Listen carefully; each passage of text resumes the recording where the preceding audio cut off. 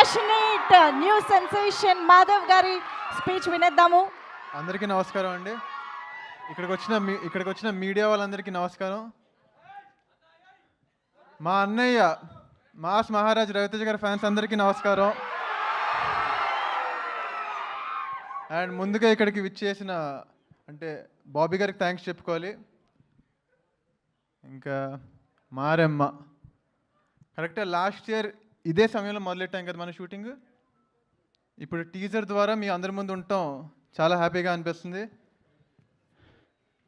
అసలు ఒక ఈ మొహాల్లో ఉంచుకుంటారని ఏమైనా అనుకుంటారా? నాగరాజు గారు థ్యాంక్ యూ సో మచ్. అంటే నేనే ఇప్పుడు ఊహించుకోలేదు, అలాంటిది మీరు ఊహించుకున్నారు నన్ను. అలాగా లక్కీగా ఫీల్ అవుతున్నాను. ఈ స్క్రిప్ట్ నాకు చాలా ఎర్లీ స్టేజెస్లోనే వచ్చినందుకు. మీ విజన్ని సపోర్ట్ చేసినందుకు కుశాల్ గారికి, మయూర్ గారికి థ్యాంక్ యూ సో మచ్ అండి. అలాగే మీ విజన్ని బాగా విజువల్గా చూపించినందుకు ప్రశాంత్ గారికి, ఈయన విజువల్స్ చాలా బాగా వచ్చినాయి. One of the main asset మాకు. Thank you so much.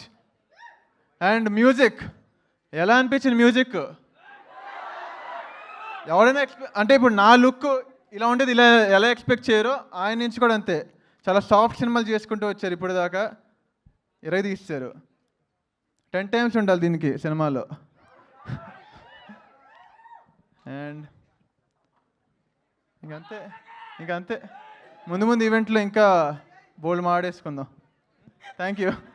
అసలు ఒకసారి జస్ట్ వింటుంటే మాకు రవితేజ గారి మాట్లాడే విధానమే అలా గుర్తు చేస్తున్నారు.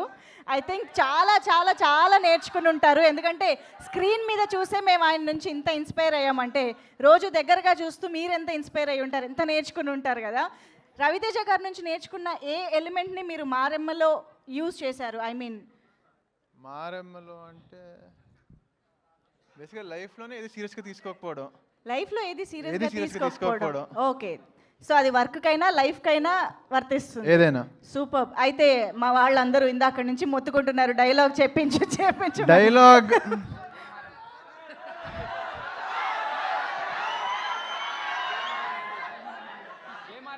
ఈ డైలాగ్తో డిసప్పాయింట్ అవ్వకండి.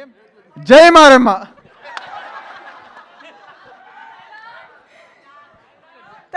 Thank you so much. First event కదా, ఇబ్బంది పెట్టము, మళ్ళీ కలుద్దాం. Thank you so much. So thanking all the team members of Maramma for joining here. అయితే